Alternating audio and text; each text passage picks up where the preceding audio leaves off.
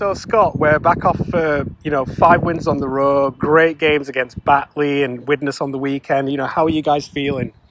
Obviously very pleased with how we've been going, getting quite quietly confident with how we're playing. The last two games said a little bit more about us, I reckon, than the ones where we scored a bit of points. It showed a lot more about how far we've come so far.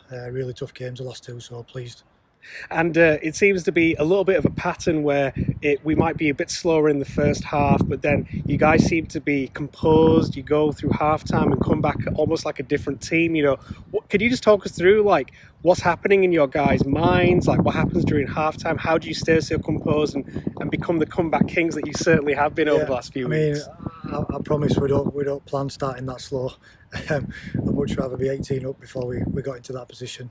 Which we have in the past, which is why I think these two games have been important to show that regardless of scoreboard, we're able to stick to the plan and bear those fruits towards the back end of the game. It takes some doing actually when you're under the pump there, and to stick to the plan and not go off it. I think we've done really well to do that. It also seems that you guys are very much a team unit. There's no kind of person going out there for glory. You guys seem to function so well as a team. And can you talk us through that? What's the feeling like in the changing rooms? I think that's also been difficult under the circumstances with the COVID stuff and all the restrictions we've had for pre-season. There's been very little time spent together, really.